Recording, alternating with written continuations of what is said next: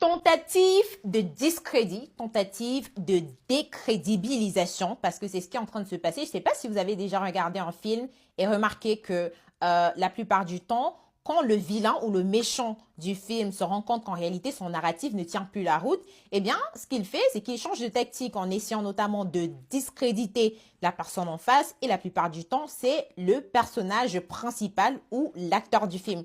Eh bien, dans ce cas-ci, c'est exactement les mêmes méthodes, les mêmes tactiques qui sont employées par les médias occidentaux notamment.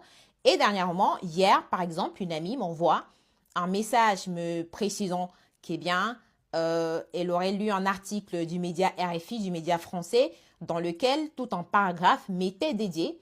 Et dans cet article et ce paragraphe lisait que je serais une nouvelle recrue de la Russie pour tenter de contrer l'influence occidentale en Afrique. Après, ils ont dit que j'étais néo-panafricaniste, qu'on se revendique comme étant des néo-panafricanistes. Alors, vous pouvez m'appeler comme ça, hein, si vous voulez, il n'y a pas de problème. Je suis panafricaniste, ça ne va pas changer. Par contre, tenter de me discréditer en essayant de dire que j'ai travaillé dans Global TV, qui n'est pas faux du tout, aux côtés de Émile Parfait-Sim, qui, pour finir, avait été accusé d'avoir volé et d'avoir escroqué de nombreuses personnes.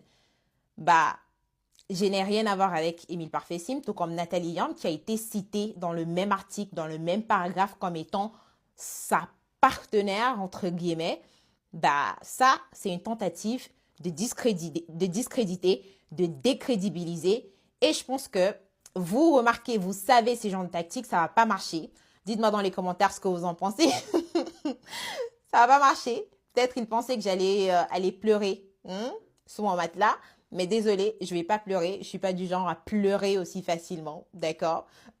Écrivez ce que vous voulez. Appelez-moi néo-panafricaniste comme vous voulez. C'est votre problème. En tout cas, la lutte continue. Dites-moi dans les commentaires ce que vous en pensez.